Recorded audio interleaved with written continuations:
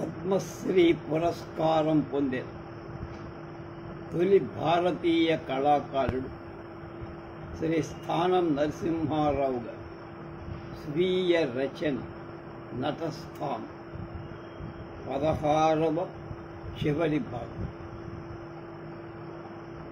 28/9/20. ఆంధ్ర రాష్ట్ర గవర్నర్ శ్రీ త్రివేదీచే సన్మానం. కర్నూలు ఆంధ్ర రాజధాని నగరంగా ఉన్న కాలంలో ఆంధ్ర రాష్ట్ర గవర్నర్ చందూలాల్ మాణిక్రామ్ త్రివేది 1 అక్టోబర్ 1956 సంవత్సరంలో సన్మానం చేశారు. నాకే కాక నాతో పాటు సాంస్కృతిక రంగాల్లో ప్రసిద్ధులైన వజ్జల చిన సీతారామస్వామి, ఆస్థాన కవి శ్రీ శ్రీపాద కృష్ణమూర్తి శాస్త్రి, ద్వారం వెంకటస్వామి నాయుడు, ప్రసిద్ధ సినీ నటి భానుమతి గార్లకు ఒక్కొక్కరికి 1001 రూపాయలు కాశ్మీర్ శాలువా బహూకరించి రాజభవనంలో అల్పాహార విందు చేశారు. ఆనాడు సాయంత్రం పెద్ద సభ జరిపారు. అధికార ఇతరులు పెద్దలు వచ్చి సభ అలంకరించి సభా వేదికపై శ్రీ బూర్గుల రామకృష్ణారావు, మద్రాసు ముఖ్యమంత్రి కామరాజన్ అడార్, ఆర్బి రామకృష్ణరాజు గారు, భానుమతి గారు ఆసీనులై మా అందరికీ కళారంగపు ప్రగతిని అనేక మంది ప్రశంసిస్తూ ఉపన్యాసాలిచ్చి నేను ఆంధ్ర ప్రభుత్వానికి నా కృతజ్ఞత తెలుపుతూ కళారంగం గురించి కొంత మాట్లాడాను. పద్మశ్రీ బిరుదు ప్రదానం 1956 అక్టోబర్ 6వ తేదీ ఢిల్లీ రాజదర్బార్లో రాష్ట్రపతి డాక్టర్ బాబు రాజేంద్ర ప్రసాద్ గారు పద్మశ్రీ బిరుదాన్ని బహూకరిస్తారని నాకు 20 రోజులు ముందుగానే ఢిల్లీ హోంశాఖ వారు తెలియచేశారు. బహుమతులను ఆనాడు అందుకునే వాళ్ళంతా తెల్లని పొడుగాటి చొక్కాలను, కోటులు, సుర్వాలా లాగులను ధరించవలసి ఉంటుందని ఆ శాఖ నాకు తెలియదు. దాని ప్రకారం అలాంటివి కుట్టించారు. నేను, నా సతీమణి హనుమాయమ్మ, మా పెద్ద తండ్రి కొడుకు కరి వెంకటచలమయ్య, రావూరి రంగారావు అంతా కలిసి 2 రోజుల ముందుగానే ఢిల్లీ చేరారు. రేపటి రోజున బహుమతి ప్రదానం జరుగుతుందనగా ఆ రోజు సాయంత్రం 5 గంటలకు బహుమతి గ్రహీతలైన మా అందరికీ దర్బార్ హాల్లోనే రిహార్సల్స్ ఇచ్చారు. మర్రోజు అంటే 6/10/1956వ తేదీన బహుమతి ప్రదాన ఉత్సవం జరిగింది. ఉత్సవానికి ఉపరాష్ట్రపతి డాక్టర్ రాధాకృష్ణన్, పండిట్ జవహర్లాల్ నెహ్రూ, అనంత శయనం అయ్యంగార్, గోవింద వల్లభ పంత్ హోమ్ మినిస్టర్ మొదలగు అధికార ప్రముఖులు, గౌరవ సభ్యులు అనేక మంది వేదికకు వచ్చారు. మొత్తం గ్రహీతలు 25 మంది. బహుమతి గ్రహీతల్లో నేను 16వ. ముందుగా పిలవబడిన గ్రహీతల్లో 10 మంది వరకు లేచి బహుమతులు అందుకున్న వారి అప్పుడు ప్రేక్షకులు కరతాళ ధ్వనులు చేసి తర్వాత నా వద్దకు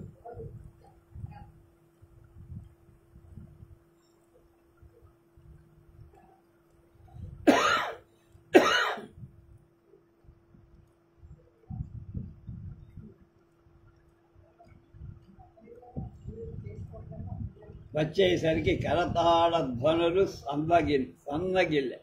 కానీ నేను లేచి రాష్ట్రపతి వద్దకు వెడుతుండగా కరతాళ ధ్వనులు మిన్నుముట్టాయి. డాక్టర్ రాజేంద్ర ప్రసాద్ గారు ఆ ధ్వనులకు ఆశ్చర్యం పొంది నా వంక నిలువెల్లా చూశారు. అందులకు కూడా కరతాళ ధ్వనులు మోగాయి. ఆ తర్వాత వెంటనే రాజభవనంలో మరొక హాల్లో జరిగిన అల్పాహార విందుకు ఆహ్వానితులందరూ హాజరయ్యారు. ఆ విందులో పండిత జవహర్లాల్ నెహ్రూ గారికి నన్ను అయ్యంగారు పరిచయం చేసి కొంత చెప్పారు. రాజేంద్ర ప్రసాద్ గారు ఆ హాల్లో ఒక ప్రక్కన పెద్ద సోఫాలో కూర్చొని నా యందు అభిమానం కల ఒక అధికారి నన్ను రాజేంద్ర బాబు గారి దగ్గరికి తీసుకువెళ్ళారు. వారికి నమస్కారం చేసి నిలబడి నన్ను గురించి బాబు గారికి ఆ అధికారి కొంత చెప్పారు. వారు చిరునవ్వుతో తమ సోఫా మీదనే నన్ను కూర్చోమని సైగ చేశారు.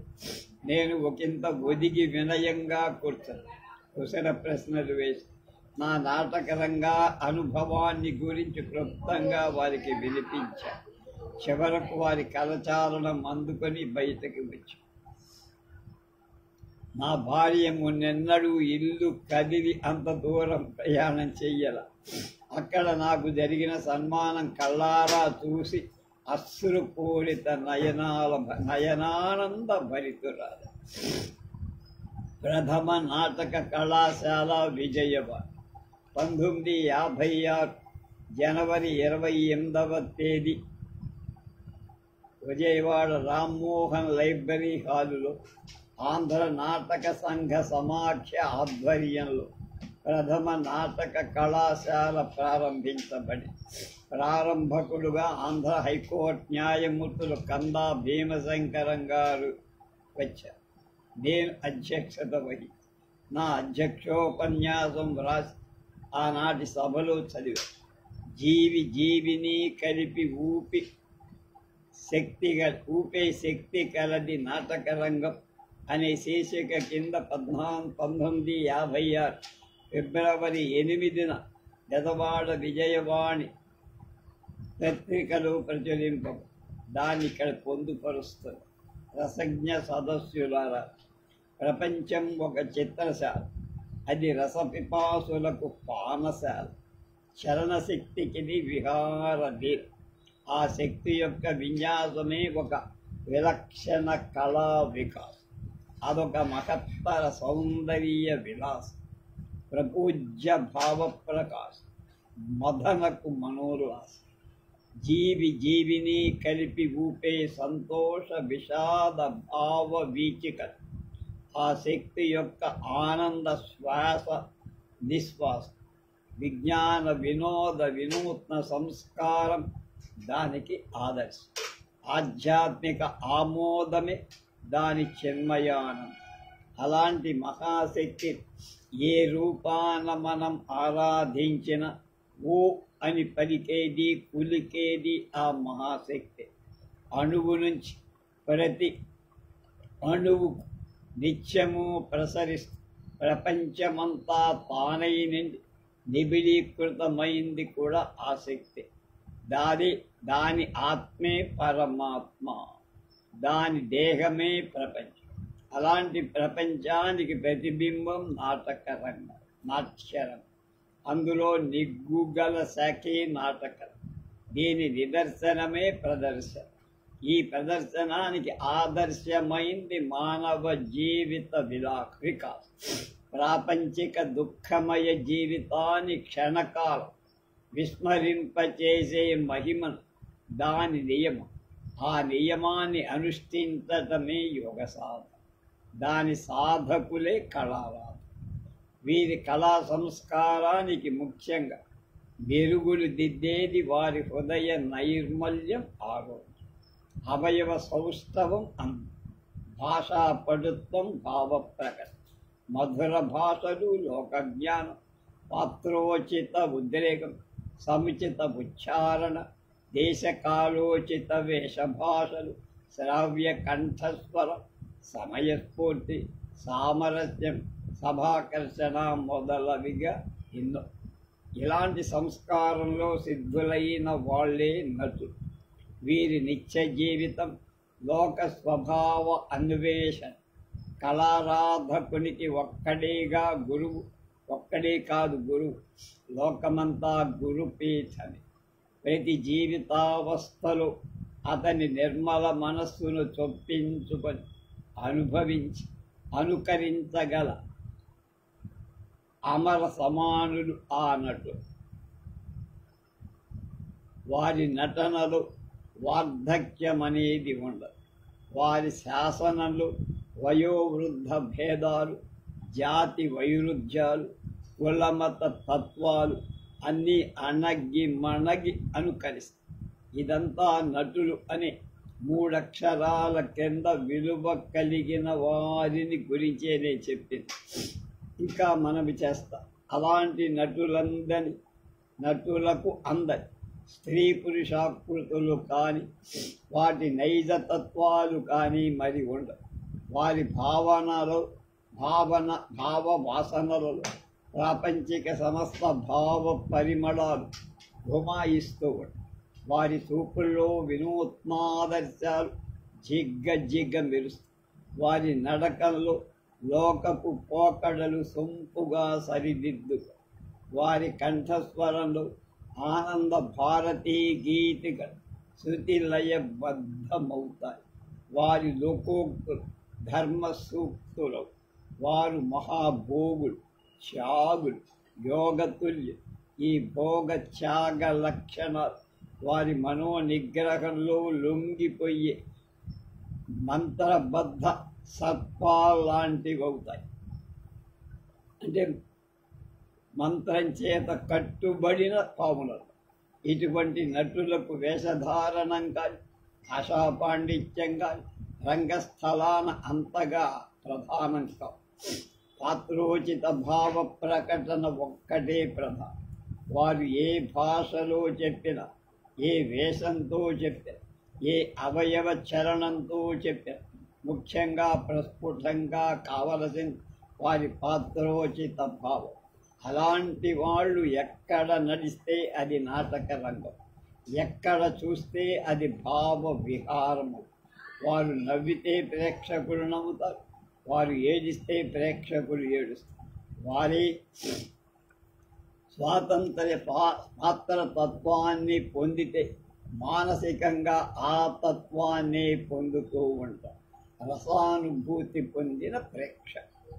ఈ అనడం కావడం రంగస్థలాన తాత్కాలికమే అయినా వీటి పరిణామ ఫలితాలు కొందరు ప్రేక్షకుల మనస్సులో మహా ఆశయాలు, వాటి ఆచరణలో అప్పుడప్పుడు అనుభవానందాన్ని పొందుతూ ఉంటారు. అలాంటి నటసిద్ధిని పొందిన ధన్యజీవులు అయిన బందరులోని ఈమని లక్ష్మణస్వామి, గుంటూరులోని హరిప్రసాదరావు, బళ్ళారిలో తాడిపత్రి రాఘవాచార్య, విజయనగరంలో ఆదిభట్ల నారాయణ, సున్నం వీరయ్య మొదలగు ప్రముఖులు ఆంధ్రావనికి చిరస్మరణ. రంగస్థలాన లోకానుకరణలో నటుడికి తన్మయత్వం అనేది ఉండనే ఉండదు. తాను ధరించిన పాత్ర తత్వంలో తాదాత్మ్యం పొందుతూ ఉండటం వల్లనే అతని సాధన అభ్యాస క్రమంలో రససిద్ధి పొందుతూ. అలాంటి నటునికి ప్రత్యేక వ్యక్తిత్వం అనేది కూడా ఉండకపోయినా అతడి జీవితంలో తెలుసుకోలేని మానసిక విషమ సమస్యలు అనేవి ఉండవు. బాహ్య ప్రపంచంలో నటుడెంతటి నిగర్వు, నాట్యరంగాల తన పాత్ర నిర్వహణలో అంతటి ఆత్మవిశ్వాసం గల సగ్గర్వి. అలా కాకపోతే అతడి 2 చోట్ల అపహాస్యాల పాలవుతారు. నటుడు భావోద్రే. ప్రపంచంలో ప్రతి వ్యక్తి ఉద్రేకిగానే పడతారు. జీవితం పెరుగుతున్న కొద్దీ హెచ్చు తగ్గుల మోతాదులు ఉద్రేకంలో ఊగిసలాడుతూ ఉంటాయి. ఈ ఉద్రేకాన్ని సాధనలో అదుపాజ్ఞంలో పెట్టుకున్నవాడు నాటక రంగ స్థలాన నటుడుగా భాషిస్తాడు. అది చేతకాని వాడు వట్టి వేషధారిగా వెలవెలపోతాడు. నటుడికి విస్తార ధనార్జన ఎంత మాత్రము కొలబద్ద కాజారు. అతన్ని కొలిచేదల్లా ప్రతిభే. ఇటువంటి శక్తి సమన్వితులైన నటుడి సమష్టి సమారాధన ఉత్తమ నాటక ప్రదర్శనం కాదు. దీని పరిణామ వలన కలిగే రససిద్ధి జీవికి సమైక్యతను ఎంతైనా ప్రసాదించేది. అబ్బో, నా లిఖితోపన్యాసం ఇంకా ఉంది, రాయడం ఈ వయస్సులో విసుగు పుట్టిస్తూ ఉంది. పాఠకులు క్షమాపణ చెప్పుకొని దీన్ని ఇంతటితో ముగి చివరకు చెప్పే మాటలు వ్రాసి పూర్తి చేస్తా. అలాంటి కళాశాల యొక్క సక్రమ నిర్వహణ అచిరకాలంలోనే తగిన ఆర్థిక పుష్టి అందివ్వటానికి ఇటు ప్రజలు అటు ప్రభుత్వాన్ని అందిస్తారు. ఈ కళాశాల ఆంధ్రావనికంతటికీ కేంద్రమై ఆదర్శమై అఖండ ఆశయ సిద్ధితో అభివృద్ధి పొందాలని ఆకాంక్షిస్తున్న శుభం భూయా. ఒకే పాత్రకు పలువురు వేషధారులు అనే విషయం ఏ నాటక ప్రదర్శనలోనైనా ఒక పాత్రను ఇద్దరు కాని ముగ్గురు కాని వేషధారులై నటించడం కళాదృష్ట్యా గర్హనీయం. అలాంటి నాటక ప్రదర్శనాన్ని చూడటానికైనా సుముఖునిగా ఉండేవాణ్ణి కాదు. ఒక పాత్ర నటించే వ్యక్తి యొక్క ఆకారము, ఆహార్యము, అభినయ చారణం, గాత్ర శబ్దం, వాచిక ఉచ్చారణం కలిగించే అభిప్రాయం ఆ పాత్రని మరిద్దరు నటించడం వల్ల కలిగే అభిప్రాయానికి చాలా భేదం కనపడుతూ ఆ భేదంలోని నటన యొక్క విశిష్టత కంటే ఆ పాత్రధారుల వ్యక్తిత్వమే ఎక్కువగా బయటపడి విమర్శనీయము. అప్పుడు ప్రథమంగా పాత్ర నటించిన ఒక భావానికి ప్రేక్షకుడు విధిగా స్వస్తి చెప్పుకొని రెండవ వారు మూడవ వారు ప్రకటించే భావాలకు మళ్ళా పాత్రతత్వాలు అర్థం చేసుకోవాల్సి. ఈ పద్ధతి సామాన్య ప్రేక్షకుడి దగ్గర నుంచి రసజ్ఞుడి దాకా చీకాకు కలిగిస్తూ ఉంది. ఆ సరిపెట్టుకునే వారి విషయం వేరు. కళాభిమానులైన ప్రేక్షకులకు, కళారాధకులైన నటులకు ఇది అనుసరణీయం కాదు, అభిలషణీయం కూడా కాదు. ప్రేక్షకాభిరుచిని అనుసరించి ఈ పద్ధతి అనుసరిస్తున్నామని చెప్పే కాంట్రాక్టర్ల మాట కానీ, నాటక సంఘాల మాట కానీ నా మనసు ఎందుకో నచ్చదన్నారు. ఈ ప్రేక్షకుడు ఈ పద్ధతిని కోరాడు. వాడి వయస్సు, కళాభిమానము ఏ స్థాయిలో ఉన్నాయో చెప్పమంటే ఆ కాంట్రాక్టర్ కానీ ఆ సంఘాల వాళ్ళు కానీ ఒక్కరూ చెప్పలేదు. ఇకపోతే నిగ్గు తీస్తే ఒకే పాత్రను ముగ్గురు ధరిస్తే డబ్బు బాగా రాదన్న వాళ్ళ స్వార్థమే బయటపడుతుంది. ఎవరైనా స్వార్థం ఉండటం తప్పని అంటారు, ఉండాల్సి. కానీ ఒకే పాత్రను ముగ్గురు నలుగురు ముక్కలుగా చేసి నటిస్తే తద్వారా ద్రవ్యార్జన చేసే స్వార్థాన్ని మాత్రం ఉత్తమ కళాభిమానులెవ్వరూ హర్షించరు. అంతేకాక నాటక రంగాన నిర్దుష్ట కళా పోషణలు ప్రగతిని సాధించదలచిన నటులెవ్వరు ఈ పద్ధతికి తలపు. ఈ అలవాటు ప్రేక్షకులను దిగదార్చడానికి ముందుగా దారి చూపినవాడు పాత్రధారులే కానీ ప్రేక్షకులెవరూ కారని నా అభిప్రాయం. కళ కాటికి పోతే మాకి అనే కాంట్రాక్టర్లు, మా కిరాయి మాటకొస్తే చాలు అని కాంట్రాక్టర్లను అనుసరించే పాత్రధారులు ఎందుకు ముఖ్య కారణం అని అనవలసి వస్తుంది. పురుషుల స్త్రీ పాత్ర పోషణ, పురుషులు స్త్రీ భూమికలు ధరించి స్వభావ సాదృశ్యంగా పోషించడం నా అభిప్రాయానికి కొంత బలం సమకూరగలదు. అనుభవనీయులైన పెద్దల అభిప్రాయ కొన్నిటి ముందుగా చెప్తా. భరత మునీంద్రుడు సంస్కృతంలో రచించిన భరత శాస్త్రాన్ని 896 పేజీల గ్రంథంగా విశేషాభిప్రాయాలతో తెలుగు చేసిన శ్రీ పోణంగి శ్రీరామ అప్పారావు ఎంఏ గారు పురుషులు స్త్రీ భూమికలు అనే శీర్షికలు ఏలూరు సాహితీ జన్మదినోత్సవ సంచికలో ఒక వ్యాసం రాశారు. అందులో కొంత భాగం ఉత్తమ మధ్యమ అధమ ప్రకృతులకు అనుగుణంగా చేష్టలను పరిశీలించి ఎవరికేది తగి ఉంటుందో వాటిని ఆ భూమికలోనే ఆచార్యుడు ఉపయోగించి కావున గతి అంగ వాక్చేష్టలను బట్టి సత్వశీల స్వభావాలను బట్టి ఎవరికి ఏ భూమిక న్యాసం తగుతుందో ఆ విషయం బాగా పరీక్షించి ఆ నటుని ఆ భూమిక యందు నియోగిస్తే తర్వాత ప్రయోగం ఆచార్యుడి బుద్ధికి భేదం కాకపో ఒకవేళ పైన పేర్కొన్నట్లు ఆకారం చేత భూమికకు అనురూపుడైన నటుడు దొరకపోవచ్చు. భావాచేష్టా స్వభావం చేత అనురూపుడైన వాడినైనా ఆచార్యుడు స్వబుద్ధితో విచారించి ఆ భూమికలో నియోగించు. అది భూమికాధారణం కూర్చిన భరతుడి అభిప్రాయం. ఈ అభిప్రాయానుసారంగా అందరూ అన్ని పాత్రాల భావ పోషణలు సమర్థులు కాదని ఆయా పాత్రల మనస్తత్వాన్ని ప్రకటించగల ప్రతిభాశాలులే ఆ పాత్రలను చక్కగా పోషించగలరని ఆనాటి సంప్రదాయం వ్యక్తం చేస్తుంది. అందులో కూడా పురుషులై పుట్టినంత మాత్రాన పురుష పాత్రలను నిర్దిష్టంగా అభినయింపజాలరని, అలాగే స్త్రీలై పుట్టినంత మాత్రాన స్త్రీలు నిర్దిష్టంగా నటింపజాలరని కూడా అర్థం. ఇక్కడ స్త్రీ పురుష ప్రకృతులకు వారి తత్వాలకు అంత ప్రాధాన్యత ఇవ్వకుండా కేవలం నటనా ప్రతిభకే ఎక్కువ ప్రాధాన్యత ఇస్తున్నట్టు విశదం.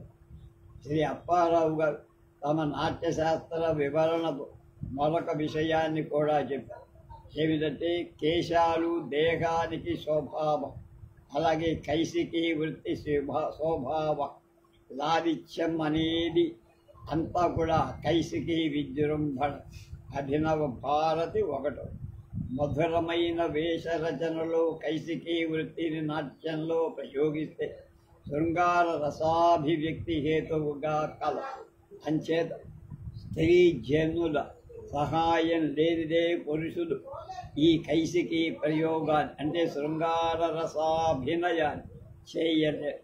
కనుక వారిని నాకివ్వండి అని భరతుముని బ్రహ్మను ప్రార్థించాడట. అప్పుడు తేజోమూర్తి అయిన బ్రహ్మ సంకల్పమాత్రంగా నాట్యాలంకార చతురులై అంటే శృంగార రస అభినయంలో నేర్పరులై అప్సరసల ప్రయోగార్థమై నాకిచ్చాడు అని భరతముని చెప్పారు నాట్యశాస్త్రంలో. అలాగే ఈ సందర్భంగా ముఖ్యమైన కైశికీ వృత్తి ప్రయోగాలలో నేర్పరులైన అన్న మాటను మనం ముందుగా గమని, నేర్పరులైన స్త్రీలు మాత్రమే శృంగారాభినయం చేయగల వారినే బ్రహ్మ సృష్టించినట్లుగా అర్థమవుతుంది. ఈ నేర్పరితనం స్త్రీలై జన్మించినంత మాత్రాన స్త్రీలందరికీ అలవడదని కూడా అర్థమవుతుంది. నేర్పరితనాన్ని అలవర్చుకోవటానికి అందరి స్త్రీలకు లభ్యం కాదని, అవకాశం ఉండదనే విషయం కూడా గర్భితమైన అర్థం. శృంగారరస ప్రాధాన్యత పోషణకు ఈ అప్సరసలను సృజిస్తే తదితర రసాల పోషణ సులభ సాధ్యం అవుతుందనే భరతముని ఉద్దేశం అయి ఉంటుంది. ఈ అప్సరసల సృష్టికి అది అనాది యుగక. ఆనాటి నాట్య ప్రయోగాన్ని చూడటానికి దేవతలు కూడా ప్రేక్షకులుగా వచ్చేవారు.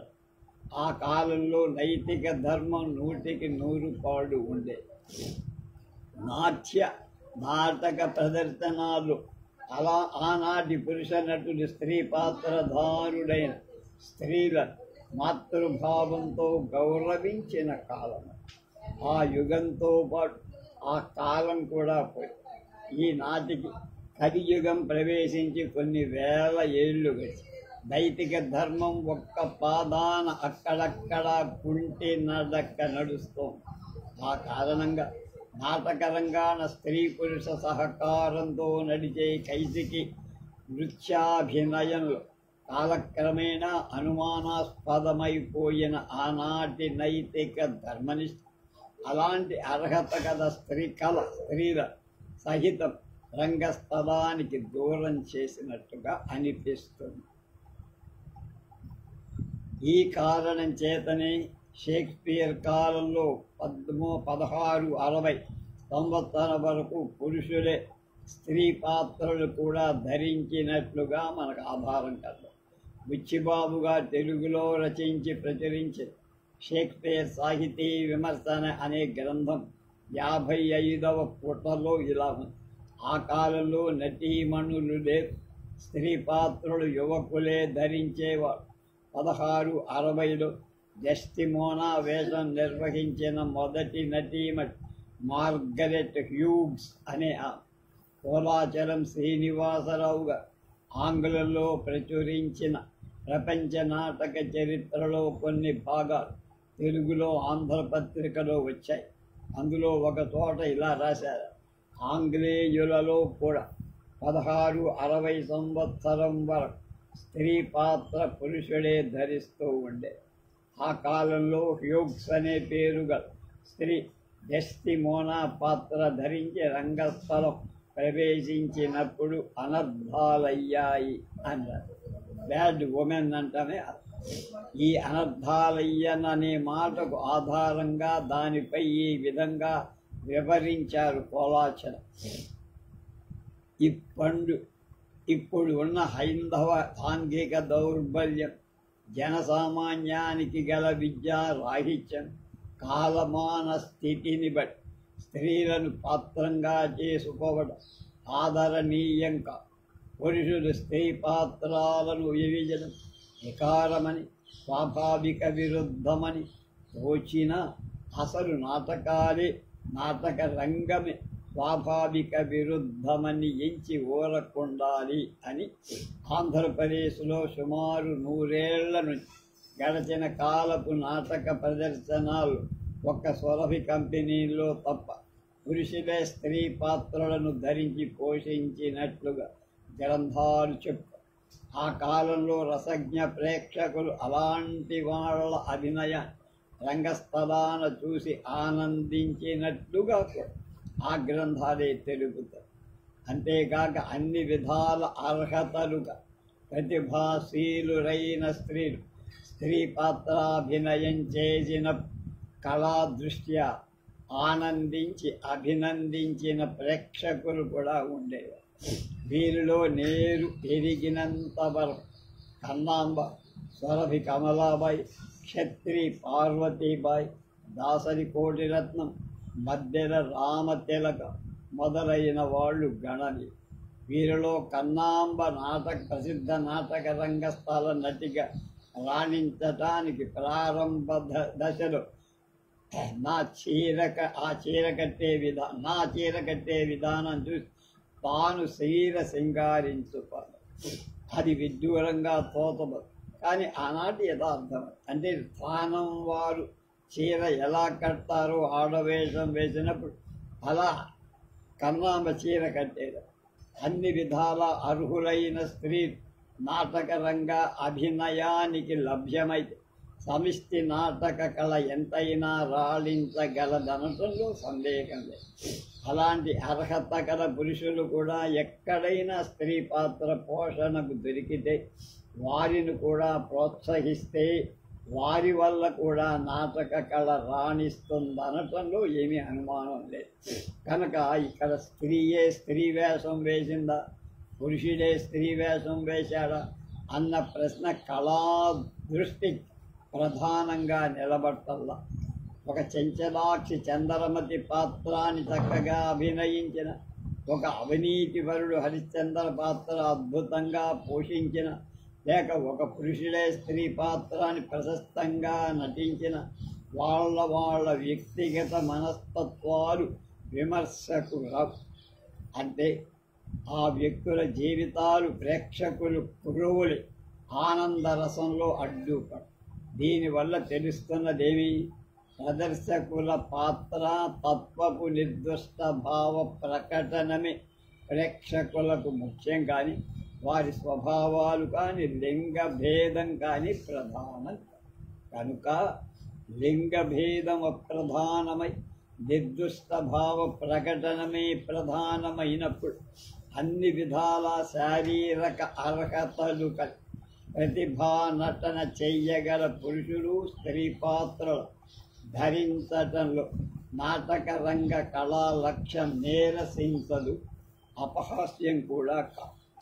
ఈ విషయంలో స్త్రీ భూమికలను ధరించి పాత్ర పోషణ చేసి ప్రేక్షక మనఃపలకాలమి చెరగని ఆనంద ముద్రలు వేసి అమరులైన మహానీయులు టంగుటూరి ప్రకాశం గారు, దేశభక్త కొండా వెంకటప్పయ్య గారు, దేశోద్ధారక కాశీనాథుని నాగేశ్వరరావు పంతులు గారు, కోపల్లె హనుమంతరావు, ఉప్పులూరి సంజీవరావు గారు, తుంగ చలపతిరావు గారు, కందాడే శ్రీనివాసాచార్యులు నెల్లూరు గారు ఆంధ్ర ప్రేక్షకులు చిరస్మరణీయులు.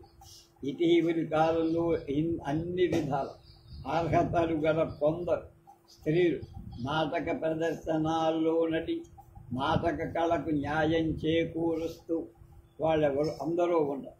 కానీ ఆ సంఘాలు ఎక్కువ కాలం నిలవలేదు. వాటి కారణాలు అనేకం.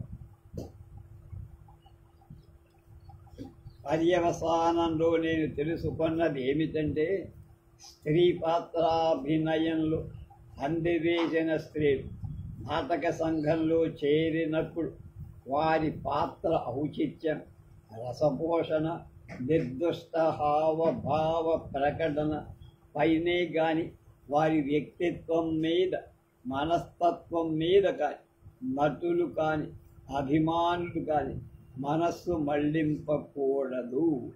కూడితే ఆ సంఘం హెచ్చుకాలం అలాంటి స్త్రీలతో మని ఉండజాలు బతకవు. నా పూర్వ అనుభవరీత్యా తెలుసు. లేనిది ఉన్నట్లుగా చూపటమే నాటక కళా లక్ష్యం కలిగి పురుష పాత్రాభినయంలో పురుషులను వదిలేసిన, స్త్రీ పాత్రాభినయంలో తగిన పురుషులకు ప్రోత్సాహమిస్తే నాటక కళా లక్ష్యం చెడదు. సరికదా ఆ సంఘం 10 కాలాల పాటు నడవటానికి అవకాశం. కాలచక్రం గిర్రున తిరిగి మళ్ళా స్త్రీ పాత్ర పోషణలు పురుషులు బహుళం కాగలరని నేను ఆశిస్తున్నా. 3వ భాగం 4థాధ్యాయం. నా స్త్రీ వేషం, వ్యంగ్య రచన, ఊహా చిత్రం.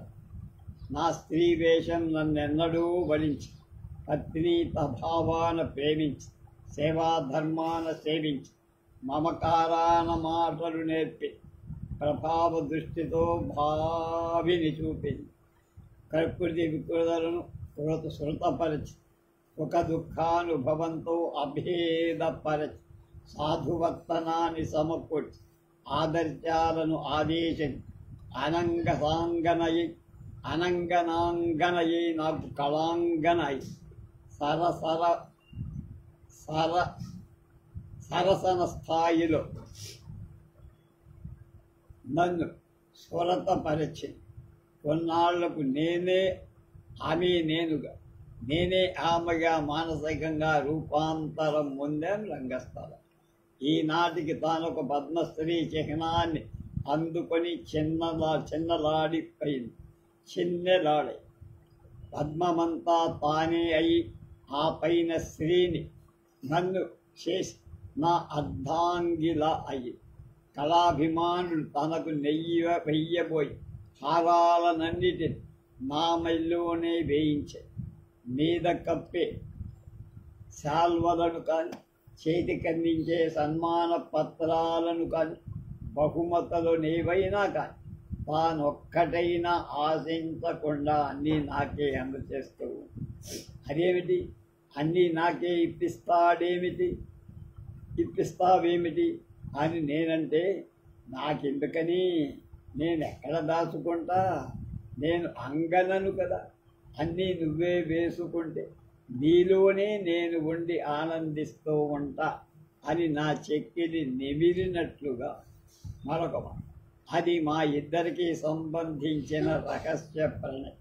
నేను నాటకరంగ స్థలానికి వెళ్ళటే ముందు నా అలంకారంతో ఆమె చక్కగా సింగారించుకొని నన్ను ఆవహించినట్లు, అప్పుడు నిలువుటద్దంలో నా ప్రతిబింబంలో ఆమెను చూసుకొని ఆమె నన్ను చూడనట్లే చూస్తున్నట్లు, అప్పుడు ఆమె నేనుగా కనురెప్పపాటు కాలం చూసుకుంటా.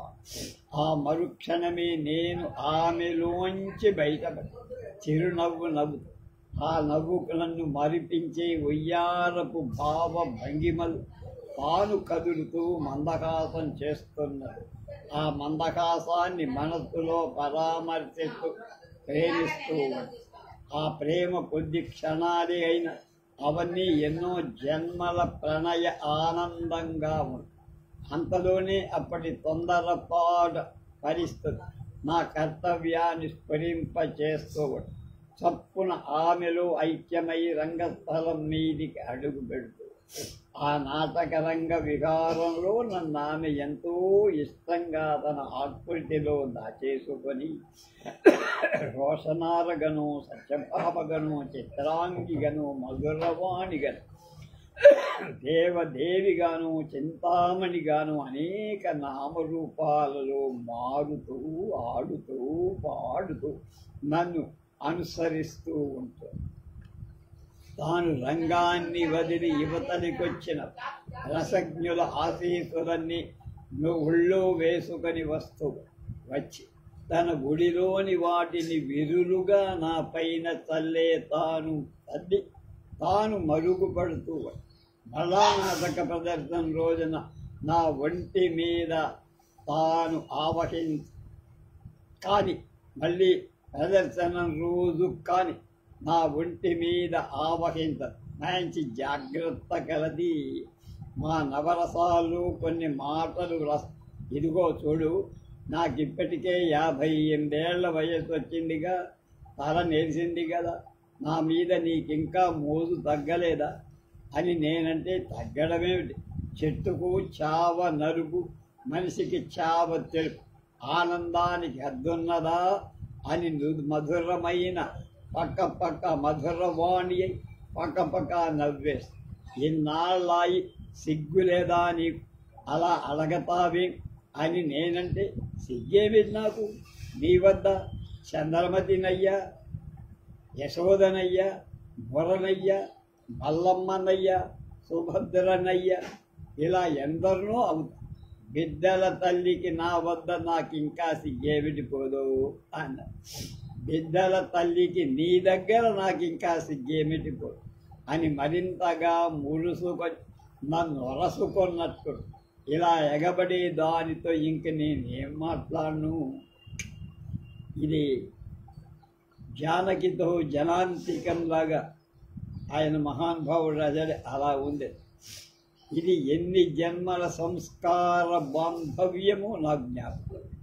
కానీ ముందు జన్మల్లో కూడా నన్నే ఆవహించి ఉంటానని నాతో అన్నప్పుడు కురిస్తూ ఇలాంటి ప్రేమతోనే నేను ఆమెను వదలలేనంత కృతజ్ఞతా బంధనాన అనుసరిస్తూ తర్వాత నా నియమాలు నిష్ఠ అని గడిచారు. 1920లో నాటకరంగ స్థలం ఎక్కా. ఆనాటి నుండి 40 వరకు కొన్ని నియమాలను నిష్ఠలను తూచా తప్పకుండా పాటించి నా ఆరోగ్యం, నా బాల్యం నుండి నాకు 50 ఏళ్ళు వయస్సు వచ్చేవారు చాలా ఆరోగ్యంగా ఉండేవారు. ప్రారంభంలో ఉదయపూట దండారు బస్తీలు కనీసం 1 గంట కాలం వరకు తీసేవారు. తర్వాత క్రమంగా 15 నిమిషాలకు తగ్గి ప్రతిరోజు సాయంకాలప్పుడు చాలా దూరం నడిచేవారు. ఉదయం పూట కాలకృత్యాలు తీర్చుకున్న తరువాత 10 నిమిషాలు ఊపిరి బిగబడుతూ వదులుతూ ఉండేవారు. దీనివల్ల బాగా గుక్క పట్టి పాడటం అలవాటై ఊపిరితిత్తులకు బలం చేవారు. మొదటి రోజుల్లో నాటకం రేపనగా ఈ రోజు రాత్రి భోజనం తరువాత కొంత వ్యవధి తీసుకొని లిక్విడ్ పారాఫిన్ 1 ఔన్సు తాగి పడుకునేవాడు. దీనివల్ల మర్నాడు ఉదయం ఫ్రీ మోషన్ అవుతుంది. ఆ రాత్రి నా గాత్రం బాగా పనిచేది. నా వెంట ఒక ఓడ్ర మంగలి ఉండేవాడు. వాడు ఒళ్ళు పట్టి నువ్వుల నూనె నా ఒంటికి బాగా పట్టి నలుగు పెట్టి తలంటి పోస్తూ ఉండేవాడు. నా తలంటు ఓడ్ర అంటే ఎవరు కొనిస్తారు. ఈ తలంటు వారానికి ఒక పర్యాయంగా జరుగుతుంది. తలంటికి ఎక్కువగా భృంగామలక తైలం వాడుతూ ఉండేవాడు. ఇందువల్ల నాటకాల ప్రయాణాల బడలికంతా మనసుకు శరీరానికి హాయిగా. అయితే నాటకం రోజున మాత్రం కరెంటు పోయించుకునేవాడిని కాదు. అది నాటకం అయిన మరోజున జరిగేది. ఆ రోజు సాయంత్రం దాకా నిద్రపోయేవాడిని కాదు. అంటే నాటకం రోజున. నాటకం రోజు ఉదయం 10 నుంచి 11 గంటల మధ్య భోజనం చేసేవాడు. ఆ రోజున పగలు మాత్రం నిద్రపోరు. ఒకనాడు గడిచిన 2 రాత్రులు నాటకాలు ఉండటం చేత మరోజు నాటకం రోజున మధ్యాహ్నం నిద్రపోయి, ఆ రోజు నాటకంలో నా గాత్ర శబ్దం బొంగురుపోయి, అంచేత నాటకం రోజున మధ్యాహ్నం నిద్రపోవడం విధిగా మానేశారు. అంతేకాక నాటకం రోజు సాయంత్రం 3-4 గంటల మధ్య కాఫీ టిఫిన్ పుచ్చుకునేవాడు. అంతే. ఆ రాత్రి భోజనం చేస్తే ఏదో నిద్రమత్తుగా ఉంటూ నా పాత్ర పోషణకు న్యాయం చెయ్యలేని బద్ధకం నన్ను ఆవరించేది. అంచేత ప్రతి నాటకం రోజు రాత్రిళ్ళు భోజనం మానేసేవాడు. నాకు నేతి మినపగారులంటే మహా ఇష్టం. వాటిని నాటకం రోజు మధ్యాహ్నమే జాగ్రత్త చేసుకుని నాటకం అవగానే తిని ఓవల్టీన్ తాగి నిద్రపోయేవాడు. దొరికినంత వరకు అప్పుడప్పుడు పండ్ల రసం కూడా తీసుకునేవాడు. నరాల బలానికి చింతలూరి వారి సిద్ధ మకర ధ్వజం మందు అనుపాన ద్రవ్యాలతో మాత్రలు కట్టించుకొని తీసుకుని సలువ చేసే పదార్థాలు నాటకం రోజున తినటం మానేసేవారు. గొంతుకు కళ్ళె అడ్డపడకుండా ఉండటానికి కొన్నాళ్ళు లవంగాలు నవ్వు, తర్వాత మిరియాలు, తాటి బెల్లం నూరించి మాత్రలు చేసి తినారు. ఈ రెంటి వల్ల మర్రోజు అతిగా వేడికి కళ్ళు మంటలుగా ఉండి అవి మానేశారు. ఒకరోజు తిరుపతిలో నాటకం రోజు సాయంత్రం నాకు బాగా రొంప పట్టి గొంతుక శబ్దం పలికేట్టు లేదు. డాక్టర్ సలహాననుచించి సిబ్సాల్ బిళ్ళ మింగి కాఫీ తాగా. ఆ రోజు రాత్రి నా గాత్ర శబ్దం ఎంతో సున్నితంగా శ్రావ్యంగా పలికింది. తరువాత జరిగిన నాటకాల్లో రొంప పట్టుకున్నప్పటికీ ఆ సాయంత్రానికి సిబ్సాల్ బిళ్ళ వేసుకొని కాఫీ తాగుతూ ఉండే. అది కొన్నపాళ్ళు క్రమంగా నా శరీరానికి అలవాటు పడింది. తర్వాత దాన్ని వదిలేశాను. నాటకం 2 రోజులు ఉందనగా నాతిగల బ్రహ్మచార్యాన్ని కూడా పాటిస్తూ ఉండేవాడు. నాటకం రోజున తాంబూలం వేసుకునేవాడిని కాదు. ఒక రోజు వేసుకుంటే నా గాత్ర శబ్దం అపశబ్దంగా పలకటమే కాదు, కళ్ళకు ఎటువంటి ఎరుపు వంటి నా నవ్వు నాకే బాగుండేది కాదు. అంచేత నాటకాల రోజుల్లో తాంబూలాన్ని పూర్తిగా నిషేధించారు. బ్రాందీ, సారాయి మొదలైన మత్తు పదార్థాలకు ఎంతో దూరంగా ఉండేవాడిని. ఇప్పటికే 1945 సంవత్సరం నుంచి నాకు సిగరెట్ తాగటం అవసరమైపోయి. ఉదయం పూట ఫ్రీ మోషన్ కోసం ప్రారంభంలో అదొక సాధన, తర్వాత గడిచిన కాలంలో క్రమంగా అలవాటు. నాటకాలు విరమించిన తర్వాత ఆ వాంఛ కూడా వదిలేసింది. వదల్లా నన్ను పట్టుకుని నా మౌనం. ఆనాడు నాకు ఉపదేశించిన సాధు బోధకుని అనుసరించి 20 సంవత్సరాల పాటు మౌనం పాటించడం అలవాటు చేస్తుంది. ఈ మౌనం పెద్దగా ప్రతి నాటక ప్రదర్శనమైన మర్నాడు మధ్యాహ్నం 1 గంట నుంచి సాయంత్రం 5 గంటలు ఉండే. దీనివల్ల నాకు కొంత మనోనిగ్రహ శక్తి అలవాటు. అది నాలో పట్టుదల పెంచింది. దీనివల్ల నాటక రంగంలో అనూహ్యంగా సంభవించి కొన్ని ఇబ్బందులు, కష్టాలు, ఆటంకాలు అధిగమనించాయి. ఈ విధంగా మౌనం పాటించడం ప్రారంభమైన నాటి నుండి 5 సంవత్సరాలకు మౌన భంగం కాకుండా శ్రద్ధ వహించారు. కానీ ఒకనాడు భంగమై. ఆనాడు ఏమైంది? ఒక డిసెంబర్ నెలలో ఆదోనిలో నాటక ప్రదర్శనం చేస్తాం. నాకు ట్రావెలర్స్ బంగ్లాలో బస. 4వ నాటకం సారంగధర ప్రదర్శించిన ఆ రోజు రాత్రి మామూలుగా భోజనం చెయ్యరు. పలహారమైన దగ్గర ఉంచుకోలేక నాటకం అయిన తరువాత బంగళాకొచ్చి నిద్రపోయా. మర్రోజు ఉదయం ఆలస్యంగా లేచి కాలకృత్యాలు తీర్చుకున్నా కాఫీ టిఫిన్ తీసుకుందామనుకుంటుండగా నన్ను చూడటానికి ఆ ఊరి పెద్దలెవరో నలుగురు వచ్చి చాలాసేపు నాతో మాట్లాడారు. అందులో ఇద్దరు హిందుస్థానీ గాయకు ఒక పాట కూడా వినిపించారు. మర్యాద కొరకు నేను ఓపిక తెచ్చుకొని వినాల్సి వచ్చి నాకొక్కడికి తేబడిన పలహారం కాఫీ అక్కడ బల్ల మీద అలాగే చల్లారిపోయి నా సమావేశం 12 గంటల దాకా. వారు పోల, నేను పొమ్మల్లా. అప్పటికే అకాలమైనందున నేను కాఫీ టిఫిన్ తీసుకుని ఏకంగా స్నానం చేసి భోజనం చేద్దామనుకున్నా. నేను తలంటి పోయించుకున్న ఆ వేడి నీటి తలంటి వల్ల తలంతా దిమ్మెక్కింది. తలంటి ముగింపులో గడియారంలో 1 గంట. మౌనం ప్రారంభం. శుభ్రవస్త్రం ధరించి భోజనం ముందు కూర్చు. అప్పటికే నిద్ర తూగుతో ఆ మత్తులో ఒరే ఆలో ఆ ధోవతి ఆరై అని అప్రయత్నంగానే ఇంకేముంది మౌనభంగం. వెంటనే ఆ శ్రద్ధను గమనించి మానసికంగా ఎంతో కుంగిపోయా. దానికేమిటి శిక్ష అని ఆలోచించి ఆ భోజనం తినకుండా సాయంత్రం 6 గంటల మళ్ళా మౌనం పాటించాలి. అలాగే చేసి 2-3 గంటల మధ్య విపరీతంగా ఆకలేసింది, దాహమేసింది, తాగదు.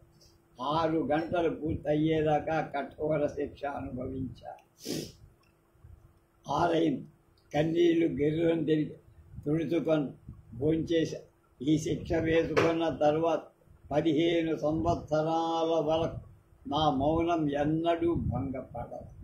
అవకాశం ఉన్నంత వరకు ఎక్కువగా గ్రంథ పఠనం చేశాడు. 1940 సంవత్సరం గడిచిన కాలంలో అనివార్యమైన ఒత్తిడి కారణాల వల్ల మా ఆహార విహారాలు హద్దులు తప్పటం ప్రారంభం. దాని మూలంగా నా నియమ నిష్టల పుష్టి క్రమంగా నీరసించి ఆనాటి ఋషుల కాలంలో ఈనాటి ఆధునిక కాలంలో జీవితాంతంగా నియమ నిష్టలు పాటించడం చాలామందికి సాధ్యం కాదేమో అనిపిస్తుంది. అందులో ముఖ్యంగా అనేక ఆకర్షణలకు గురయ్యే నటులకది దుర్లభం. నా షష్ఠపూర్తి మహోత్సవం హైదరాబాద్ 23/9/1962 ఇంగ్లీష్ తేదీని అనుసరించి 23/1962 సంవత్సరం నాటికి నాకు 60 ఏళ్ళు నిండాయి. ఆనాటికి 3 రోజుల క్రితం నుంచి హైదరాబాద్ చిక్కడపల్లిలో నా వసతి గృహంలో పెద్దలు, పూజ్యులు, పండితులు, స్నేహితులు, బంధువుల సమక్షంలో వేదోక్తంగా నా షష్ఠి పూర్తి క్రతువు జరిపించుట. ఆనాడు ఖైరతాబాదులో Andhra Pradesh bar council secretary PV Ramana Rao గారి కళాలహరి బంగళా మామిడి తోరణాలతో రంగురంగుల పూల తోరణాలతో అలంకరింపు. సాయంత్రం 3 గంటలకు నన్ను, నా సంతీమణిని, బంధువర్గాన్ని, కార్యవర్గ సభ్యులందరినీ శ్రీ రమణారావు దంపతులు వారి బంగళాకు ఆహ్వానించి అల్పాహార విందు చేశారు. సాయంకాలం 4 గంటలకు అలంకరించబడిన ఏనుగు అంబారి మీద నేను ఆసీనుడవటానికి రమణారావు గారి సతీమణి సత్యకళాదేవి నా నొసట కుంకుమ బొట్టు తీర్చి కర్పూర హారతి ఇచ్చారు. వారి కుమార్తెకి పద్మారాణి నా మెడలో పూలమాల. వేదోక్త ఆశీర్వచనంతో బ్యాండ్ సన్నాయి మంగళవాద్యాలు కార్యకర్తలతో ప్రేక్షకుల జయధ్వానాలు చెలరేగుతుండగా గజారోహణం చేసి చేతులు జోడించి అందరికీ కృతజ్ఞత అభివందనాలు అర్పించి ఉత్సవం సాగి మామిడి తోరణాలతో అలంకరింపబడి రవీంద్ర భారతి థియేటర్ ఆవరణలో సభాధ్యక్షులు ఆంధ్రప్రదేశ్ ప్రధాన న్యాయమూర్తి పి చంద్రారెడ్డి, ఆహ్వాన సంఘాధ్యక్షుడు ఆర్బి రామకృష్ణరాజు,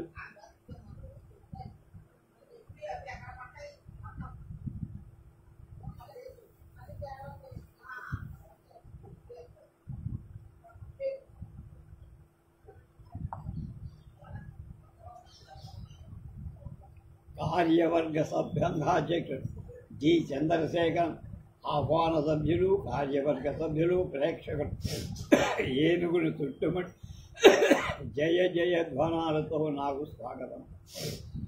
ఏనుగంబారి దిగిన తరువాత శ్రీమతుడు ఎల్లాప్రగడ సీతాకుమారి, ఆవుల జయప్రదాదేవి గారు నాకు దిష్టికి కర్పూర హారతిచ్చి మంగళ వాయిద్యాల ముందు త్రోవ తీయగా వేదోక్త ఆశీర్వచనంతో వేదిక మీదకు నాకు ప్రత్యేకంగా నియమింపబడిన ఆసనంపై కూర్చో. తర్వాత జి చంద్రశేఖరన్ గారు పరిచయ వాక్యాలు, చంద్రారెడ్డి గారు సభాధ్యక్షత వహించగా బూర్గుల వారిని సభ ప్రారంభం చేయటానికి ఆర్బి రామకృష్ణ గారు వేదికపై కాదు.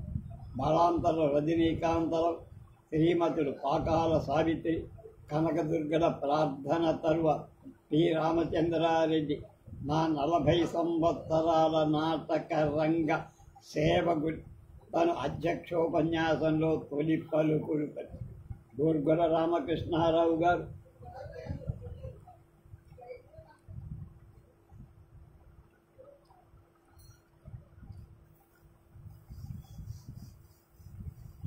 సభ ప్రారంభ ఉపన్యాసమి శ్రీ ఆర్బి రామకృష్ణరాజు గారు నా కళా సేవ గురించి మాట్లాడుతూ స్త్రీ పురుష జన్మలు ఒకే జన్మలు కర్మ పరిపాకాన్ని అనుభవించిన శ్రీ స్థానం ధన్యుడ శ్రీపురు గిడుగు సీతాపతి, దువ్వూరి నరసరాజు, అడ్వకేట్ జనరల్ దివాకర్ల వెంకటావధాన్, పాపి ధర్మారావు, పాటిబండ్ల మాధవ ధర్మ, కటికనేని జగన్నాథరావు, శ్రీమతులు సుశీలాపాట, కృష్ణ రాణి మొదలైన వాళ్ళు నా నటనా చాతుర్యాన్ని గురించి ఉపన్యసిస్తారు. మేయర్ రాణి కుముదినీదేవి నా సన్మాన సంచిక ఆవిష్కరణ.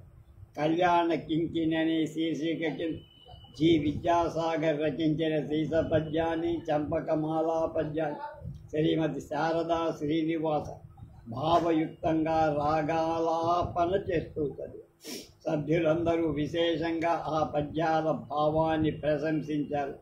ఆ 2 పద్యాలు కదలి రావమ్మవు కామిని మోహిని కురిసిపోదువు గాని కుసుమ వృష్టి, సాగి రావమ్మ ఓ సత్రాజితే సతి పూసిపోదువుగాక పునుగు, తరలి రావమ్మవు తరుణి మధురమాన్ చిలికి పోదురు గాని తళుకు బెళుకు, చేర రావమ్మవు చిత్రాంగి లలితాం ఒలికి పోదువు గాని మొలక్కను, రెండమ్మ రోషనార యశోద దేవదేవి మురాన్ ఏగ తెమడుడమ్మ, తాని వీరుగా మెలగిన వానికి సరస సంభావములు సలుపర. ఇది మా స్థానము పూర్తి షష్టి పూర్తి అంటే కానీ కాదు విశ్వంభరా హృది వెల్గంచడు వృష్టిపు నటనా శ్రీకాంతుకు సృష్టిపు దిగంతములు నిండి రేబవులు కీర్తి జనోత్సన దివ్య ప్రభలు గదజల్లు నటలు ఒక భావి గతికెన్ విజ్ఞాన దీపముగా.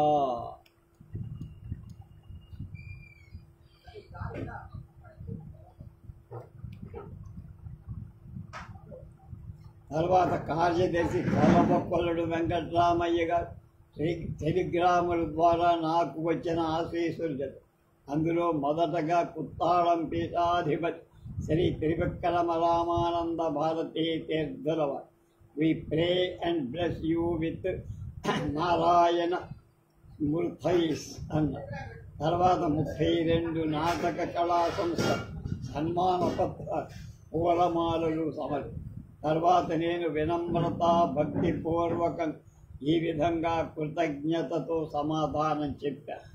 మొదటగా నన్ను కన్న తల్లి పూజ్యురాలు ఆదమ్మ గారికి పదాభివందనం చేస్తాను. తర్వాత ఎన్నడూ స్వర్గీయులైన మా తండ్రి హనుమంతరావు గారికి నమస్కరిస్తాను. 40 సంవత్సరాలు వెనక్కి వీక్షిస్తూ నా శ్రేయస్సుకై మార్గదర్శకులైన వారిని నా జన్మస్థానమైన బాపట్లలో ప్రథమ చంద్రమతి వేషం చూసి తమ ఉపాసనా కామేశ్వరీ దేవి పరంగా నాకు శుభాశీస్సులు పలి కథావధానులు తిరుపతి వెంకటేశ్వర మహాకవులకు నమస్కారం. తర్వాత నా గురువైన బ్రహ్మశ్రీ త్రిపురారి భట్ల వీరరాఘవ స్వామికి నమస్కరిస్తాను. నా నటన విలాస విహారానికి దోహదమిచ్చి సాటి నటుల స్వర్గీయులైన మహానటులందరికీ నమస్కారాలు.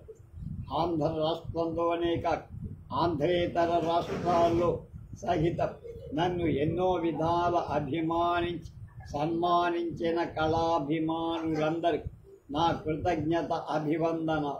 నా సన్మానోత్సవాన్ని పురస్కరించుకొని మొదటగా ప్రముఖంగా ముందు ఇంత జయప్రదంగా నిర్వహించిన Andhra Pradesh cooperative registrar Shri yes Chandrasekharam గారి చేతులెత్తి నమస్కరిస్తున్నా.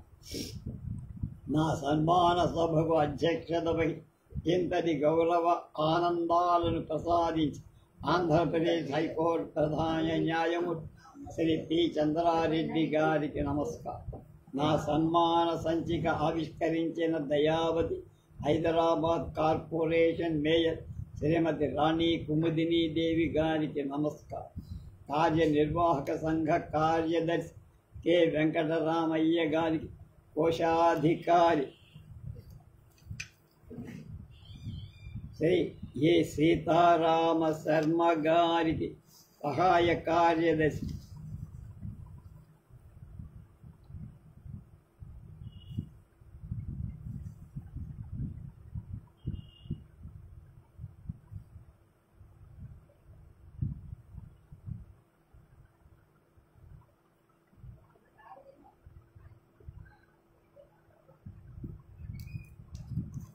ఎంఎస్ రామాచారి గారి, ఆహ్వాన సంఘ సభ్యులకు కార్యవర్గ సభ్యులకు నమస్కారం. నాకంకితమిచ్చిన వసంత సేన నాటకకర్త మల్లాది వెంకటకృష్ణ శర్మ గారి, కడోపాసి నాటకాన్ని అంకితమిచ్చిన గుమ్మలూరి సత్యనారాయణ గారికి నమస్కారం. నా కళాసేవను గురించి ఉపన్యసించిన పెద్దలు, సన్మాన పత్రికలు అందజేసిన కళాభిమానులు, నాటక సంస్థలకు నమస్కారం. ప్రారంభంలో నాకు ఈ నాటక కళ విలాసంగా ఉపకరి తర్వాత జీవిత పోషణకు సహకరించి ఆ తర్వాత ఇప్పుడు ఆధ్యాత్మిక తత్వాన్వేషణకు దారి చూపిస్తుంది.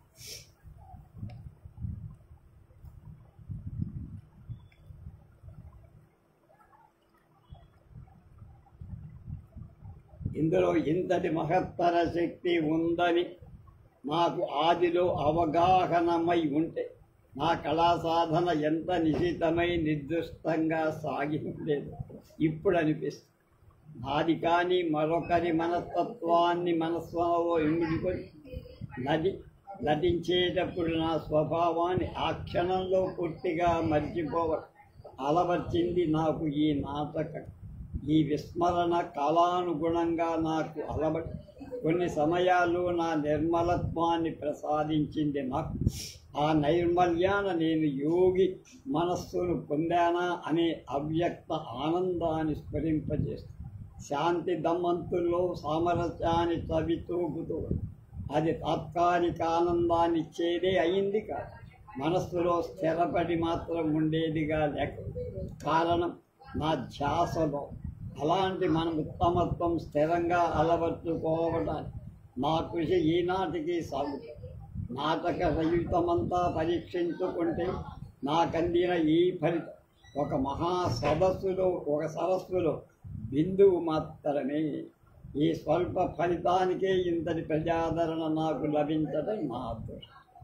కళాభిమానులంతా నా కృషిని ఎన్నో విధాలుగా గౌరవంగా శ్లాఘించి అందుకు నేనెంతో అంతగా ఆర్బి రామకృష్ణరాజు నన్ను వచ్చే జన్మలో స్త్రీగా పుట్టాలని ఆశీర్వదించి ఏ జన్మలోనైనా నేను స్త్రీగా పుట్టడం నాకు గిట్టనిదే అవుతుంది.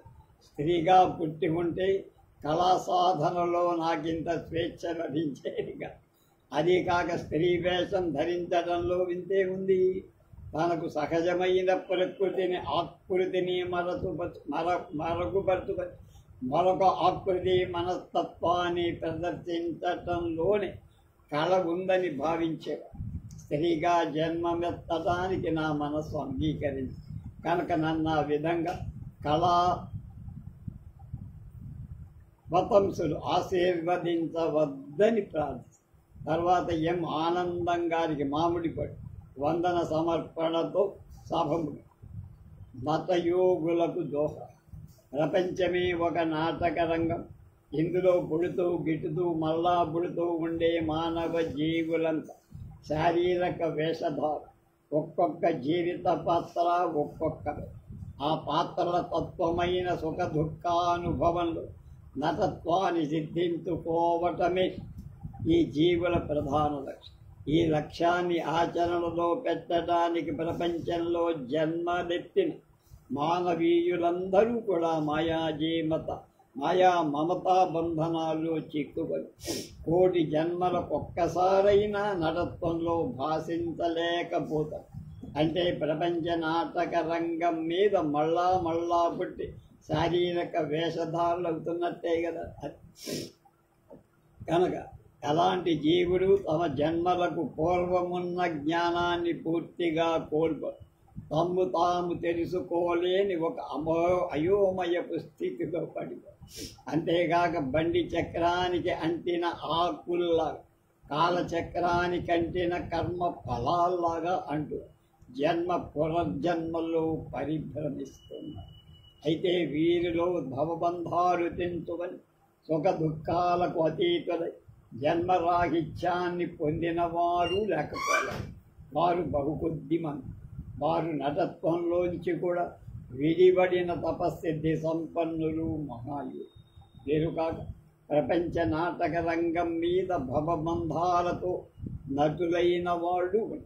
వీరు తామరాకు మీద నీటి బిందువులు లాంటివారు. మానవోత్తముడు ఆదర్శప్రాయం. వీరు వేళ్ల మీద లెక్కింపబడి. అలాంటిదే నాటకం. ఇది ప్రపంచానికి అంతర్నాటక రంగం. ప్రకృతికి ప్రతిబింబం. ప్రకృతి చైతన్యానికి ఎత్తిపట్టిన అర్థం. ఇందలి కథావస్తు మానవ జీవిత ఆదర్శాలకు అనుగుణం. ఈ అనుకరణలో స్థిరపడాల్సి ఇందులోని పాత్రల చిత్రీకరణలోని మనస్తత్వపు లక్ష్యం.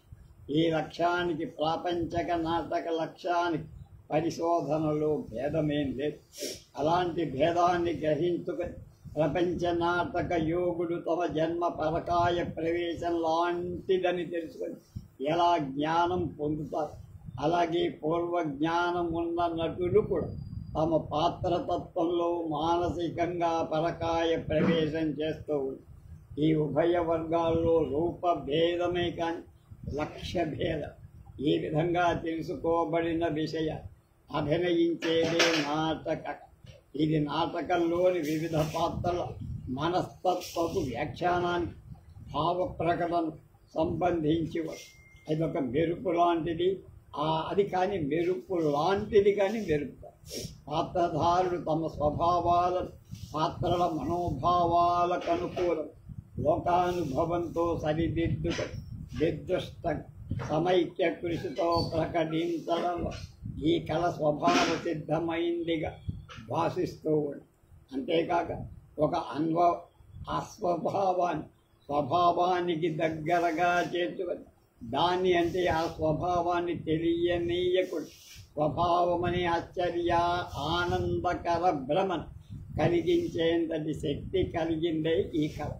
దీని శక్తి ఒక్కొక్కప్పుడు మంత్రశక్తిని కూడా మరుగుపరిచి ఈ శక్తి నటుల వాళ్ళ పూర్వజన్మ సంస్కార సాధనానుసారంగా లభించి ఈ జన్మలోని వారి సాధనలాలస మెరుగెక్కే డిగ్రీల భేదంతో రాణిస్తారు. ఈ నాటక ఒక విలక్షణమైన సౌందర్య రస లలిత కళలకిది ఆటపడి భ్రాంతిజనకమైన మహాకర్షణ. దీని ఆకర్షణ వల్ల మానవ జీవితాశయం ఉత్తమంగా రూపొందించిన ఫలప్రదము. దీని ఫలితమే ప్రేక్షక ఆనంద రసానుభూతి. అలాంటి రసానుభూతి కలిగినప్పుడు ప్రేక్షకుడు తమ వ్యక్తిత్వాలను పరిసరాలను సమయ సందర్భాలను తాత్కాలికంగా మర్చిపోయి ఆనంద తన్మయులవుతారు. ఆ అనుభవానుభవంలో రంగస్థలం మీద నటులు అభినయించిన దుర్నయాలకు ఆక్రోశించిన ప్రేక్షకులు, ధర్మ గుణాలకు ఆనందించిన వాడు, కరుణకు కన్నీరు తుడుచుకున్నవాడు. ఈ నాటక కళ యొక్క లక్ష్యం జాతీయ సంస్కారానికి నిదర్శనం, విజ్ఞాన దీప్తికి గీతుల. ఇది ఏ ఒక్కరి వల్ల సాధింపబడేది. నాటక సంఘరీత్యా చేసే సమిష్టి నిర్దిష్ట కళారాధనలో కానీ అది లభించదు. అప్పుడు అది సాధింపజాలని మానవ విషమ సమస్యలంటూ ఉండవు. వృక్షం యొక్క అవ్యక్త గుణాలు పైకి తెలిసేవి దాని పుష్పం. అలాగే జాతి యొక్క సంస్కారాన్ని తెలిపేది కళా పుష్పం. పుష్పంలాగా కళ కూడా అతి కోమం. భౌతికంగా పుష్పం యొక్క విలువ అల్పమే కావు, కానీ జాతి యొక్క కళా సంస్కార పుష్పం యొక్క విలువ అనల్పం. ఒక విలువ కందనిది ఇట్టి పుష్పం నిరసించినా లేక నశించిన మానవ జాతీయతే వ్యర్థమైపోతుంది. ఇలాంటి కళాత్మకమైన పుష్పాలను సేకరించడానికి, వాటి భావ సౌరభంతో నటనా సిద్ధిని పొందటానికి పాత్రధారులకు కొన్ని శక్తులు. అవి ఇవి: దేశకాల పాత్రోచిత జ్ఞానం, భావ ప్రదర్శనా విధానం, ధీరత్వం, ధీమత్వం అంటే ఇంటలెక్ట్, పాత్రానుగుణ్యమైన అవయవ సౌష్ఠవం, ఆకర్షణీయ విగ్రహ సౌందర్యం, భాషా ప్రాభవం, దూరాలు కూడా వినిపించగల స్పష్టమైన శ్రావ్య కంఠస్వరం, స్మృతి తప్పని పాత్ర పరకాయ ప్రవేశం, అనుభవం. వీటినన్నిటినీ మించిన ఏకాగ్రచిత్తం నిలుపుకున్న నటులు మొత్తం జాతిని ప్రగతి పథాన నడిపించగల నాయకులు అవుతారు. అందులో ఏకాగ్రచిత్తం అనేది చాలా ముఖ్యం. ఏకాగ్రత అంటే నటుడు తన మనస్సును తాననుకున్న విషయం మీదక, వస్తువు మీదక కావాల్సినంతసేపు ఆలోచన చేసుకుంటూ ఆ నిలుపుకోవడమే అచంచలమైన మానసిక దృష్టి. అదే తపస్సు.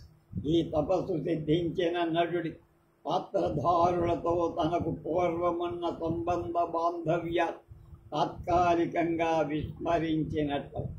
ఈ విస్మరణలో రంగస్థలాన ఒక తండ్రి తన కూతురిని చెరబట్టగల దుష్టపాత్ర కాగ, ఒక చెల్లెలు తన అన్నకే భార్యగా భాషించగలదు. ఇంతటి మహాశ్చర్యకరమైన మార్పులు పొందే రంగస్థల నటనలో తనకు సహజంగా ఉండే బాంధవ్యాన్ని అబాంధవ్యంగా, మైత్రీ విరోధాలుగా తాత్కాలికంగా తలకిందులవుతూ ఉంటాయి. ఇవి రంగస్థలానికి మాత్రమే పరిమితం. అందుకు అలవాటు పడిన వారు స్వరభి కంపెనీ నటుడు ఆదర్శంగా ఉన్నారు. నాటకంలో వేషం ధరించినంత మాత్ర ప్రతి వ్యక్తి నటుడు కాదు. ఇంతవరకు చెప్పిన శక్తుల్లో ముప్పాధిక భాగము ముఖ్య శక్తులనైన తన సాధనలో సాధించుకుంటే ఇలాంటి సాధనకు దూరమైన వాడు తన నిత్య జీవితంలో బోరున ఏడ్చినట్లుగా నాటక రంగంలో ఏర్పడడం కళ కాదని గ్రహించలేడు. స్వభావానికి దగ్గరగా ఉండే ఒక అస్వాభిక విషయాన్ని స్వభావ సదృశ్యంగా నటించాలని కూడా ఇలాంటి వాళ్ళు తెలుసుకోలేరు. వీళ్ళంతా వట్టి వేషధారులే కానీ రంగస్థలాన వేషధారులు కానీ రంగస్థలంలో కళారాధకులు ప్రకటించే కళ ఒక్క అవ్యక్త ఆనందప్రదంగా ఉంది. అది కరుణ కాని, శాంతం కాని, శృంగారం కాని, హాస్య భీభత్స భయానకం కాని, గుండెలు అదరజేసే మరో దైవైన అవన్నీ ప్రేక్షక రసానుభూతిలో అవ్యక్త ఆనందప్రదమై ఉండాలి. అదే కళ యొక్క లక్ష్యం. ఇలాంటి ఆనందాన్ని కలిగించడానికి పాత్రధారుడు ముందుగా తాము అలవర్చుకున్న శక్తులతో తమ సాధనలు అంటే రిహార్సల్స్లో ఒక తన్మయ స్థాయి భావాన్ని అన్వేషించి అలవర్చుకొని రంగస్థలాన ఆయా స్థాయి భావాలలోని కనురెప్పపాటు కాలం మానసికంగా వెంటనే విడిపోతూ అలాంటి వాళ్ళే యోగి తుల్యులు. వీరిలో కొందరు నా దృష్టి పదంలో ఉన్నారు, కొందరు అమరులయ్యారు. వీరు తమకు అత్యంత ప్రేమాస్పదులైన వారు, హృదయస్థులైన రక్తస్పర్శ బంధువు. సాయంత్రం మరణిస్తే ఆ రాత్రే నాటక రంగంలో తమ వ్యక్తిగత దుఃఖానికి విరుద్ధమైన భావాలను నిర్దుష్టంగా భేష్ అనిపించుకున్న వాళ్ళు ఉన్నారు. మానసికంగా తెచ్చుకున్న ఈ మార్పు మహాద్భుతం, అనూహ్యం, ఆశ్చర్యానందకరం. ఈ అరిషడ్వర్గ గుణాల్లో పొర్లాడు తమ కేవలం అంతకుండా యోగులు ప్రపంచ నాటక రంగంలో ఎలా సంచరిస్తూ ఉంటారు, అలాగే తదనంతర నాటక రంగాన పాత్రధారులైన నటులు కూడా సంచరిస్తూ ఉండాలి కూడా. మొదటి చివరి మాట, నాటక రంగం ప్రపంచ నాటక రంగాన్ని అంతర్నాటక రంగమై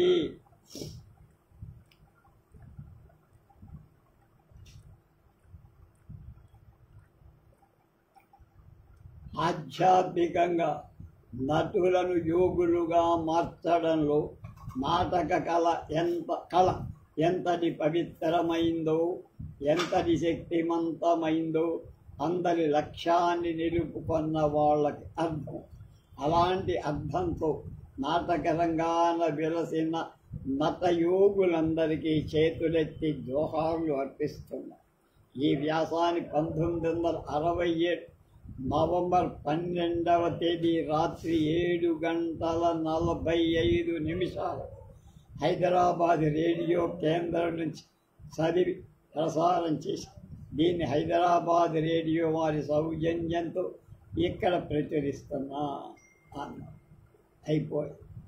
నాకు లభించిన బిరుదులు కొన్ని ముఖ్య బహుమతి సన్మానం. 23/19/24 నరసాపురం జనం చేత నటకావతంస బిరుదు. 1/7/1931 ప్రపంచ విఖ్యాత నటుడు శ్రీ హరీంద్రనాథ్ చటోపాధ్యాయ గారిచే బాల గంధర్వ ఆఫ్ ఆంధ్రప్రదేశ్ బిరుదు. 9/3/32 కలకత్తా మేయర్ ది ఖైతాన్ గారిచే బంగారు పదకం. 30/11/33 రంగూన్ పురజనుల తరపున బంగారు కెరీర్. 5/4/40 హిందూపూర్లో ఆంధ్రనాటక కళా పరిషత్తుకు ప్రారంభోత్సవం. 23/6/40 మైసూర్ మహారాజా శ్రీ శ్యామరాజేంద్ర వడయర్ గారిచే 1116 2 కాశ్మీర్ శాలలు. 15/1/41 Madras governor honourable sir Arthur Hope గారిచే వెండి కప్. 7/6/44 జంషెడ్పూర్లో నాటక సదస్సు అధ్యక్షత వహించడం.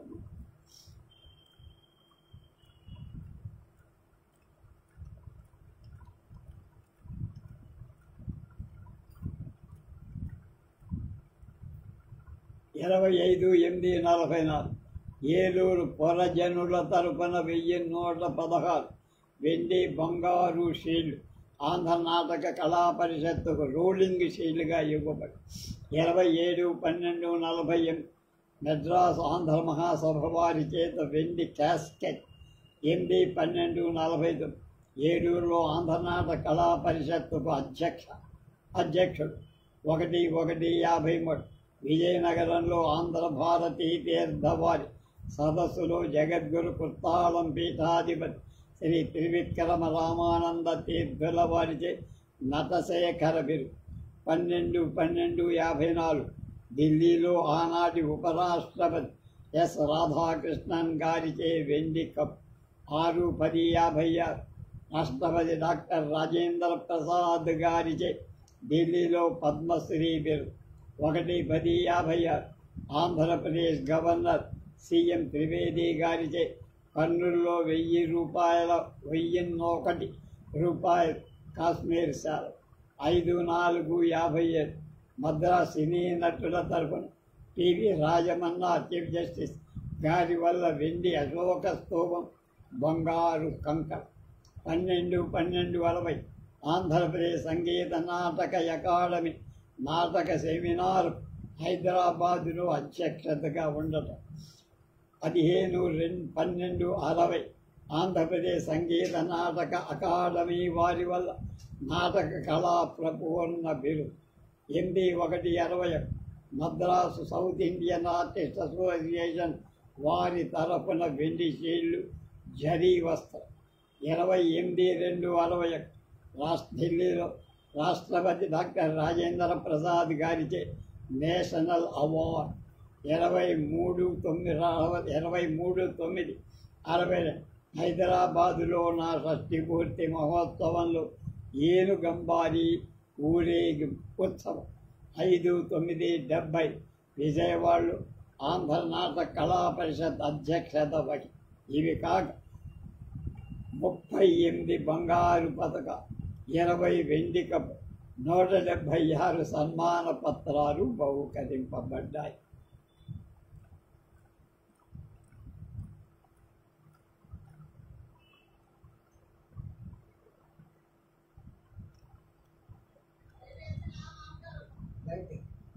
అమ్మా ఇట్లా ఒకసారి.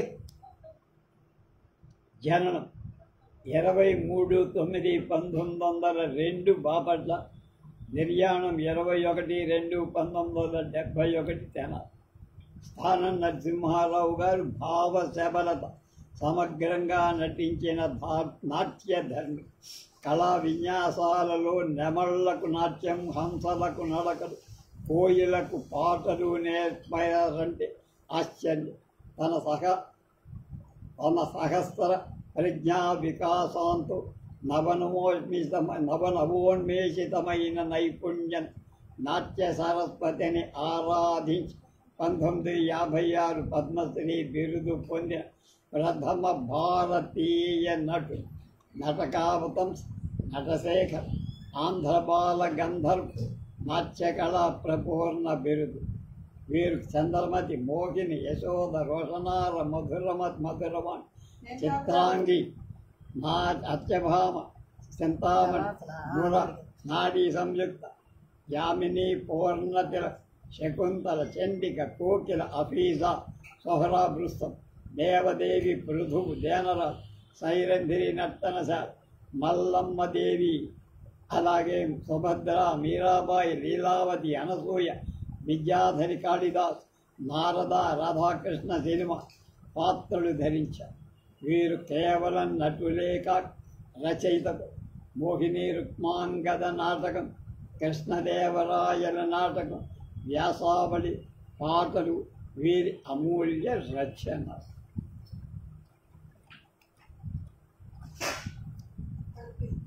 ఒక మహానటుడు అనుభవాలు పొందిన గౌరవ సత్కార అభిప్రాయ 16 భాగాలుగా మనం చాలా చక్కగా చెప్పుకున్నాం, ఆనందించాం. ఎంతో అందులో ఆయనకి మన అందరికీ ఎన్నో విలువలు నేర్పారు.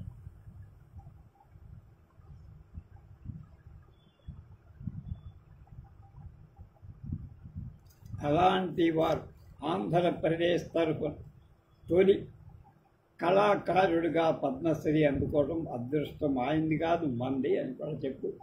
ఇంతటితో ఈ ప్రసంగ వాహిని పూర్తయిపోయిందని. రేపు లేదు, ఎల్లుండి నుంచి వచ్చేది